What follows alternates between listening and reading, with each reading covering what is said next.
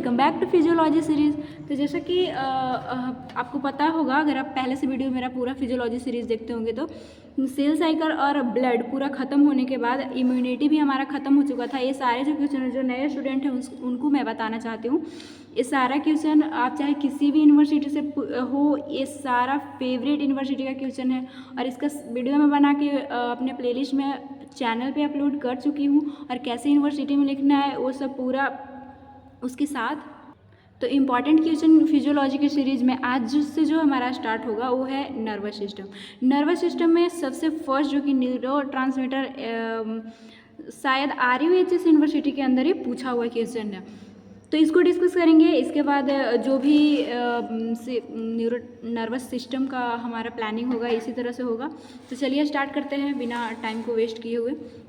सबसे पहले न्यूरोट्रांसमीटर है क्या?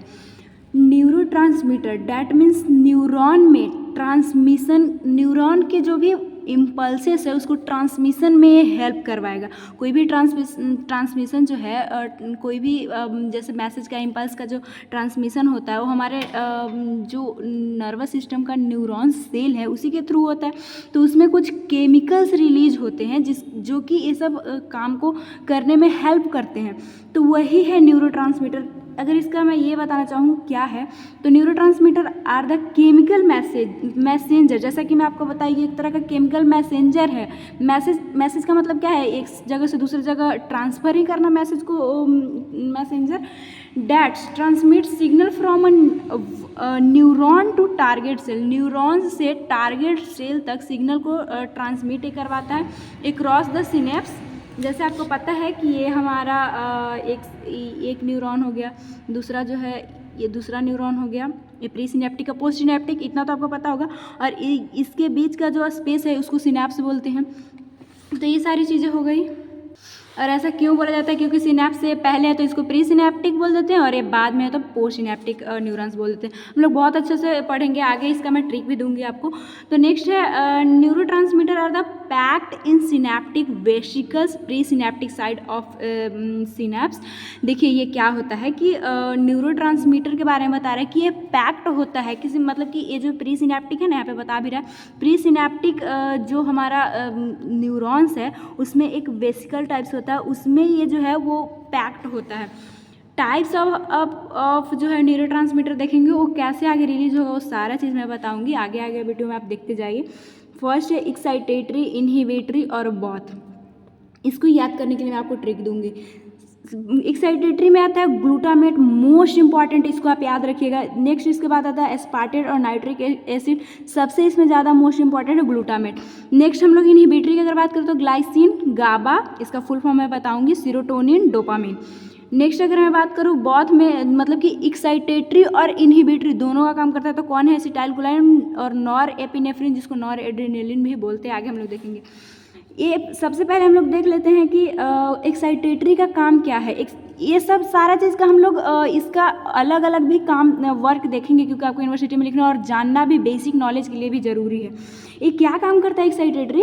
इंक्रीज करता है membrane permeability of sodium ion, जो कि ट्रिगर नर्व इम्पल्स को करता है। मैं अगर आपको बताना चाहूँ तो यहाँ पे जो हमारा प्री सिनेप्टिक ये न्यूरॉन हो गया, पोस्ट सिनेप्टिक न्यूरॉन हो गया, यहाँ पे जब एक्शन पोटेंशियल पहले आया, मतलब कोई भी इम्पल्स आया कि मतलब हमें काम करना है, तो यहाँ से ये क्या होता है कि सोडियम गेट ओपन होता है, तो एक्स्ट्रा सेलुलर फ्लूइड में सोडियम हमारा पाया जाता है, वो अंदर जाएगा और अंदर जाने से ही ये न्यूरोट्रांसमीटर बाहर आते हैं और पोस्ट सिनेप्टिक जो न्यूरॉन्स है उससे बाइंड होते हैं। ये सारा चीज़ अभी आपको जब सिनेप्स ट्रांसमिशन आपको पढ़ाऊंगी वहाँ और अच्छा समझ में आएगा, क्योंकि कोई भी चीज़ पहले बेसिक से आप पढ़िएगा तभी आगे हायर समझ में आता है। तो ये बेसिक है, और जो सिनेप्स ट्रांसमिशन है वो भी पढ़ना जरूर होता है, क्योंकि वो भी यूनिवर्सिटी में कई बार पूछता है। तो ये हो गया। अब इनहिबिटरी, ये तो एक्साइट कर रहा है, मतलब कि सोडियम जब आया ना तो उसको इंक्रीज कर रहा है मेम्ब्रेन परमेबिलिटी को, ताकि जो जिससे सोडियम आएगा और वो बाहर निकल के अपना काम आगे जो है वो ट्रांसमिट करेगा इन्फॉर्मेशन को। लेकिन ये क्या करता है? डिक्रीज करता है मेम्ब्रेन परमेबिलिटी को। कैसे? जब मेम्ब्रेन परमेबिलिटी ही कम हो गया, जिसके कारण सोडियम आयन जो है वो अंदर नहीं जा पाएगा और जब अंदर नहीं जा पाएगा तो न्यूरोट्रांसमीटर रिलीज नहीं होंगे तो इम्पल्स आगे नहीं जा पाएगी। जब ये न्यूरोट्रांसमीटर ही इम्पल्स को आगे भेजता है, रिसेप्टर से जब तक पोस्ट से बाइंड नहीं होगा तब तक नहीं जाएगा। तो ये क्योंकि सोडियम को आना जरूरी है, तो सोडियम का परमेबिलिटी ये सब के कारण कम हो रहा है मेम्ब्रेन का, जिसके कारण सोडियम जा नहीं पा रहा है, तो इसके कारण ये इनहिबिट कर देता है। It decrease chance of nerve impulse transmission, जो भी सिग्नल नर्व के थ्रू जा रहे हैं उसको डिक्रीज करता है। अब इसको याद करना मुश्किल होता है, इसलिए मैं आपके लिए ट्रिक फनी सा है, क्योंकि ट्रिक इतना आपको हेल्प करता है कि किसी चीज़ को बार बार जब उस ट्रिक से ही आप याद करते हो 2 से 3 बार में आपको हर चीज़ याद हो जाती है। ग्लूटामेट एस्पार्टेट और नाइट्रिक एसिड जो है वो एक्साइटेटरी है। तो ऐसे तो गन का जो स्पेलिंग होता है GUN होता है, लेकिन याद करने के लिए आप गन GAN रखिएगा, ये मतलब याद करने के लिए सिर्फ, जिसमें ग्लूटामेट एस्पार्टेट और नाइट्रिक। और गन क्या करता है, किसी को आप गन दिखा के काम करवा सकते हैं, मतलब देखे ना फिल्म उलिम में गन दिखाया और सारा काम करवाया जा रहा है कि नहीं तो तुम्हें मैं मार दूंगा। तो इसी तरह से इन लोग एक्साइटेटरी है, मतलब काम को आगे बढ़ाता है, इम्पल्स को आगे बढ़ाता है।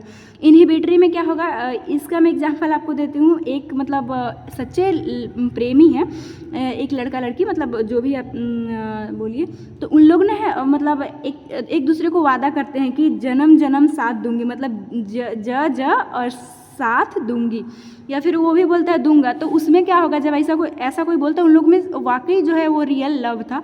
आजकल तो बहुत कम पाया जाता है। तो उसमें क्या है कि जब ऐसा होता है तो डाउट जो है वो मतलब ऐसा सोचता है ना कि ये हमें धोखा तो नहीं देगा, लेकिन ऐसा उन लोग दोनों में सच्चा प्यार है, उन लोग दोनों एक दूसरे से वादा करते हैं। आज तो झूठा वादा भी होता है, लेकिन उन लोग सच्चा वादा करते हैं, तो उन लोग का डाउट जो है वो कम होगा। डेट मीन्स आप याद रख सकते हैं कि सोडियम जो है वो कम इंटर करेगा, जो प्री सिनेप्टिक का मेम्ब्रेन का सेल है उसमें कम जाएगा। तो इस तरह से आप याद रख सकते हैं। और ये दोनों तो है ही, एसिटाइलकोलाइन और नॉरएपिनेफ्रिन, ऐसे भी आप लोग याद रख सकते हैं। ये मोस्ट इंपॉर्टेंट है, इसके बारे में और भी मैं फर्दर आगे बताती हूँ। तो इस तरह से आप याद रख सकते हैं, बस याद रखने के लिए। और हाँ, जब एक्साइटेटरी का जो मेन फंक्शन बताइए कि मेम्ब्रेन का जो परमिएबिलिटी है सेल का, जैसे कोई न्यूरॉन से एक सेल नहीं है तो प्रीसिनेप्टिक न्यूरॉन्स के सेल के परमिएबिलिटी को बढ़ाकर और सोडियम को अंदर आता है, जिसके कारण जो है वो न्यूरोट्रांसमीटर बाहर निकलते हैं और इम्पल्स जाता है। तो मेन फंक्शन जो भी ग्लूटामेट एस्पार्टेट हो वही होगा, लेकिन इन लोग का और भी फंक्शन है जो कि जानना आपको मोस्ट इंपॉर्टेंट है। सबसे पहले ये क्या है glutamate, it is the most commonly find in excitatory transmitter in the brain. सबसे ज़्यादा मोस्ट कॉमनली यही पाया जाता है हमारे ब्रेन में। कहाँ पाया जाता है, तो ब्रेन में, ब्रेन के न्यूरॉन से ये सीक्रेट होता है। फंक्शन इसका क्या है, ब्रेन फंक्शन है जो कॉग्निशन, मेमोरी एंड लर्निंग। सिर्फ सोडियम को ही बाहर से अंदर लाने का काम ही नहीं करता है, बल्कि न्यूरोट्रांसमीटर बहुत इंपॉर्टेंट है। और ये सब जानना बेसिक आपको बहुत ज़रूरी है, इसलिए आप हाईलाइट कर लीजिएगा कि जो भी कॉग्निशन, मेमोरी, लर्निंग ये सब होता है उसमें न्यूरोट्रांसमीटर के हेल्प से होता है। अगर कोई भी न्यूरोट्रांसमीटर जैसे कि ग्लूटामेट अगर सीक्रेट कम हो रहा है तो आप किसी चीज़ को मेमोराइज नहीं रख पाइएगा, किसी चीज़ को आप सीख नहीं जल्दी पाइएगा। नेक्स्ट है एस्पार्टेट जो हमारा एक्साइटेटरी न्यूरोट्रांसमीटर था, ये कहाँ लोकलाइज, मतलब कहाँ सीक्रेट, कहाँ फॉर्मेशन होता है, तो वेंट्रल स्पाइनल कोड से, जो कि फंक्शन इसका क्या है, स्पाइनल कोड के वेंट्रल साइड से। ये फंक्शन क्या करता है, तो इंक्रीज करता है depolarisation in the post synaptic membrane. Post synaptic membrane में डीपोलराइजेशन करेगा, जिससे कि डीपोलराइजेशन में क्या होता है कि सोडियम अगर ज़्यादा अंदर आ रहा है तो उस कंडीशन को डीपोलराइजेशन बोलते हैं। आप एक्शन पोटेंशियल पढ़िएगा तो वहाँ पे जानिएगा। तो यहाँ पे जब एक न्यूरोट्रांसमीटर रिलीज होता है तो सोडियम अंदर आने लगता है, ये आगे जो सिनेप्स ट्रांसमिशन है उसमें और अच्छे से आप पढ़िएगा। तो इस कंडीशन को डीपोलराइजेशन बोलते हैं। तो ये एस्पार्टेट ये वाला काम करवाता है। नाइट्रिक एसिड क्या करता है, नाइट्रिक ऑक्साइड रिलीज कहाँ से होता है, तो सेरेब्रल वस्क्यूलर और brain tissue and nerve ending. Brain के टिश्यू सेरेब्रल हो गया, सेरेब्रल कॉर्टेक्स है तो उसी में ये जगह पाया जाएगा, और ब्रेन टिश्यू से ये रिलीज होता है, और नर्व्स एंडिंग जो कि हमारा नर्व्स का जो एंडिंग होता है वहाँ से ये रिलीज होता है। फंक्शन इसका क्या है, मेनली डायलेट करता है हमारे ब्लड वेसल को।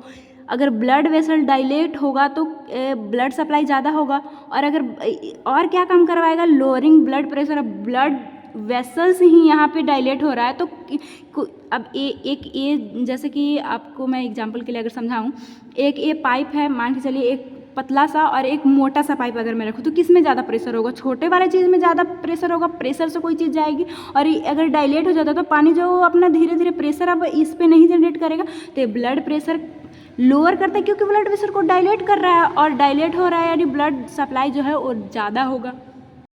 नेक्स्ट अगर मैं बात करूँ इनहिबिटरी, तो इनहिबिटरी में जो भी मैं आपको जन्म साथ दूंगी उससे याद रखिएगा। इसका गाबा का फुल फॉर्म यहाँ पे आप देख सकते हैं, गामा एमिनोब्यूटरिक एसिड। सबसे पहले ग्लाइसिन का देखते हैं। Major inhibitory neurotransmitter, brain stem, spinal cord और ऑल्सो प्रेजेंट फॉरब्रेन, मतलब यहाँ से ये रिलीज होगा, यहाँ पे ये प्रेजेंट होगा, वहाँ के कामों को जो न्यूरॉन्स को जो है वो काम करवाने मतलब इनहिबिट करवाने सब में हेल्प करता है, और भी इसका काम है। वही सारी हम लोग चीज़ें देख रहे हैं। मेनली तो जो मैं फर्स्ट में आपको बता दी वही था कि कोई मेम्ब्रेन जो भी मेम्ब्रेन का जो परमिएबिलिटी है कोई इंक्रीज करवा था, कोई डिक्रीज करवा था, लेकिन इसके अलावा जो काम है वो बहुत जानना आपके लिए इंपॉर्टेंट था। यूनिवर्सिटी में भी लिखना जरूरी होता है, तभी मार्क्स मिल पाते हैं।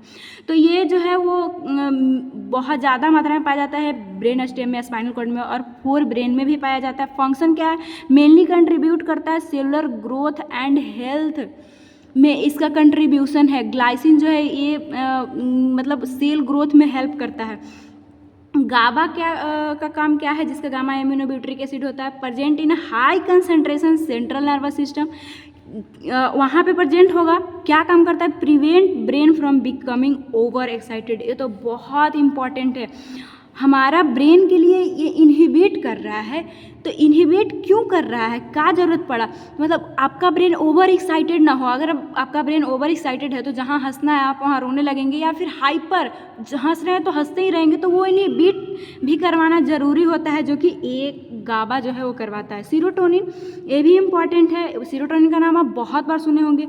ये हमारे रेगुलेट करता है स्लीप को, जो भी आप सपना ये सब देखते हैं। अगर आपसे कोई पूछता है कि स्लीप को कौन रेगुलेट करवाता है, तो आपका एक आंसर होना चाहिए सीरोटोनिन, मतलब आपके टिप ऑफ टंग पे होना चाहिए। ऐसे स्लीप में और भी जो पीनियल ग्लैंड से जो हार्मोन सीक्रेट होता है वो सब भी हेल्प करते हैं, लेकिन न्यूरोट्रांसमीटर का अगर बात करें तो सीरोटोनिन उसमें आएगा। ईटिंग, जो भी आपको भूख लगने की जो पैटर्न है वो भी सीरोटोनिन न्यूरोट्रांसमीटर के द्वारा रेगुलेट होता है। मूड जो है, मूड आपका कैसा, अच्छा बनना खराब बनना, वो भी इस पे डिपेंड करता है। पेन का रेगुलेशन, पेन का जो आपको सेंसेशन होता है वो भी सीरोटोनिन के कारण होता है। और आपको पता होना चाहिए पेन जो है वो रेफर्ड पेन मैं आपको बताऊंगी, इसी में आएगा, वो भी यूनिवर्सिटी का फेवरेट क्वेश्चन है, तो आगे मैं कवर करूँगी। तो पेन होना हमारे बॉडी के लिए अच्छा है, नहीं अगर ये होगा तो कितना सारा बीमारी पता भी नहीं चल पाएगा। पेन के कारण ही डॉक्टर जो है डायग्नोस करके उसको पता कर पाते हैं। अब देखिए सीरोटोनिन अगर टू लिटल हो गया तो क्या होगा? सो lead depression, anger and control, जो भी एडीसी इनहिबिट, किसी चीज़ को रोक रहा था, अब सीरोटोनिन ही कम हो गया तो क्या होगा? आप डिप्रेशन में जा सकते हैं, बहुत ज़्यादा सोचने लगेंगे, और बहुत ज़्यादा कुछ सोचना ही तो डिप्रेशन के, बहुत सोचे जा रहे हैं। एंगर, गुस्सा करेंगे, हाइपर एक्टिविटी, एंगर कंट्रोल आपसे नहीं होगा, ETC और भी सारा चीज़ होता है। तो मतलब सीरोटोनिन, आप ऐसे भी सुने होंगे कि डिप्रेशन में सीरोटोनिन जो है वो कम हो जाता है, इसी को 5-HTU बोलते हैं। तो ये सारी चीज़ों के, और सीरोटोनिन क्या कर रहा है? मेम्ब्रेन परमिएबिलिटी को कम कर रहा है, जिससे सोडियम नहीं जाता है, जो कि इनहिबिटरी में भी काम करता है। तो ये सारा चीज़ आपको ध्यान रखना है, ये बहुत इंपॉर्टेंट पॉइंट है। हमसे ना एक बार क्लास में मेरे टीचर सीरोटोनिन के बारे में पूछे थे, तो अगर आपसे भी कोई पूछे तो अब तो आपको पता है कि डिप्रेशन में अगर ये लिटिल हो गया तो डिप्रेशन में कम, डिप्रेशन की कंडीशन में सीरोटोनिन का जो है अमाउंट डिक्रीज रहता है। अब डोपामिन तो आपको पता है प्लेजर हार्मोन, क्या है? Associated with reward mechanism in brain. ये मैं जब मेडिकल फील्ड में नहीं आई थी तभी से इसके बारे में, डोपामिन न्यूरोट्रांसमीटर के बारे में जानती थी। आप भी शायद जानते होंगे। ये हमारे को खुशी दिलवाता है, रिवार्ड मैकेनिज्म है ब्रेन का। जनरली इन्वॉल्व होता है रेगुलेटरी मोटर एक्टिविटी, जो भी हम लोग चल फिर रहे हैं उसमें भी ये हेल्प करता है। एक कंडीशन भी आप जब बेसल गैंग्लिया का फंक्शन पढ़िएगा वहाँ पे और अच्छे से इसके डोपामाइन के बारे में बताया वहाँ पे मैं आपको बताऊंगी, और पार्किंसन डिजीज से क्या इसका रिलेशन है वो भी मैं बताऊंगी। तो मोटर एक्टिविटी में ये मतलब हेल्पफुल होता है, रेगुलेट करता है। एंड अटेंशन, जो भी एक चीज़ पे आप फोकस करते हैं डोपामिन के वजह से, अगर ये इंक्रीज किया तो सीजोफ्रेनिक हो सकता है। एक कंडीशन है, ये आप अप्लाइड फिजियोलॉजी क्लिनिकल कोरिलेशन से करके भी लिख सकते हैं। सीजोफ्रेनिक में मतलब किसी चीज़ को हाइपर एक्टिवेट, ज़्यादा काम करने लगना, मतलब मेंटली कंडीशन ठीक नहीं रहना, अगर डिक्रीज होता है तो पार्किंसन डिजीज़ क्या है वो मैं आपको कवर करूँगी, क्योंकि ये यूनिवर्सिटी का फेवरेट क्वेश्चन है। इसमें मूवमेंट ये सब में जो है वो कमी आती है। अब बॉथ में एसिटाइलकोलिन था।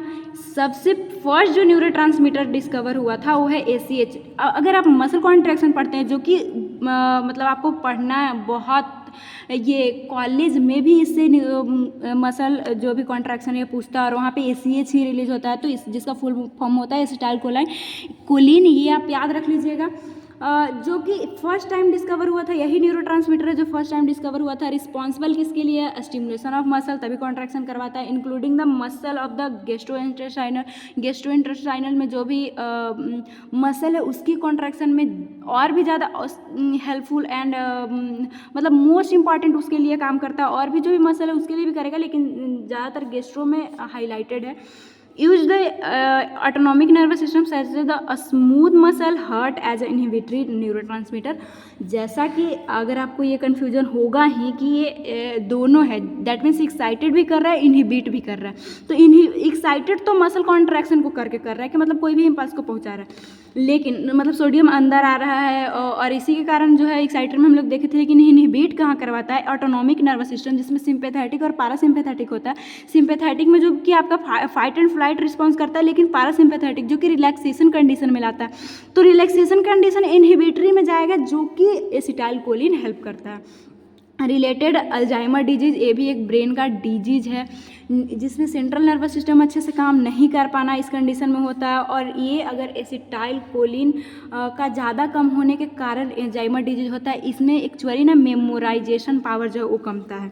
नॉरएपिनेफ्रिन, जो कि जिसको नॉर एड्रेनलिन भी बोलते हैं, इसका वर्क क्या है? हेल्प करता है नर्वस सिस्टम को हाई अलर्ट, जैसे कि हमारा एग्जाम है तो एग्ज़ाम टाइम में आप हाई अलर्ट हो जाते हैं कि नहीं हमें पढ़ना है, तो ये जो नॉरएपिनेफ्रिन है उसका काम है। ये क्या करता है? जैसे ही आप एग्ज़ाम का नाम सुनते हैं आपका हार्ट रेट जो है वो इंक्रीज हो जाता है, तो ये यही करवाता है नॉरएपिनेफ्रिन।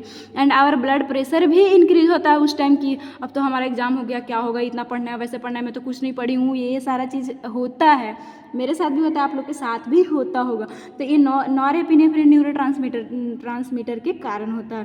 सिंथेसाइज कहाँ होता है? तो वेसिकल्स में होता है, और एड्रिनल ग्लैंड जो कि किडनी के ऊपर है उसमें भी ये सिंथेसाइज होता है। आगे आप पढ़िएगा इसके बारे में। अब हम लोग स्टेप्स देख लेते हैं। स्टेप डैट मीन्स क्या, कैसे सिंथेसिस होगा, कहाँ स्टोरेज होता है, रिलीज होकर और कैसे कैसे आगे बढ़ेगा, और फिर इसका रीयूज भी होता है। तो सबसे पहले सिंथेसिस होगा जो भी न्यूरॉन्स से, हमारे सेल्स से।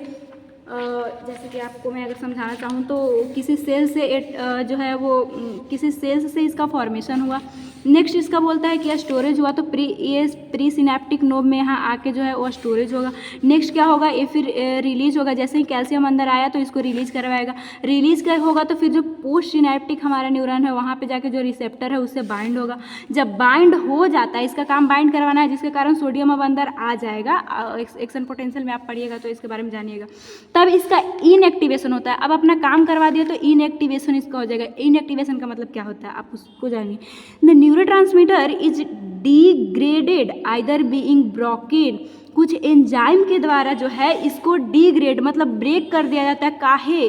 रीअपटेक होने के लिए, मतलब दोबारा यूज, न्यूरोट्रांसमीटर का दोबारा अगर ये सब काम हो रहा है तो उसके लिए जो है भी मतलब इसको तोड़ता है, डिग्रेड करता है। तो ये सारा कंडीशन यही था हमारा न्यूरोट्रांसमीटर।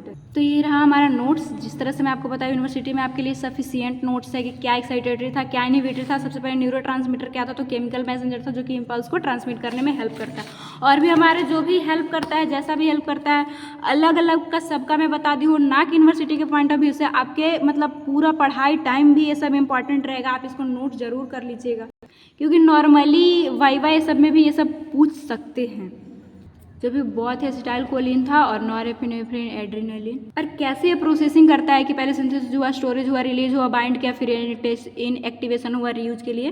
तो आई होप कि वीडियो समझ में आया होगा आपको। तो अगर आया तो आप वीडियो को लाइक कर सकते हैं और अपने दोस्तों में ज़रूर शेयर कीजिएगा, क्योंकि इसको बनाने में बहुत टाइम लग जाता है।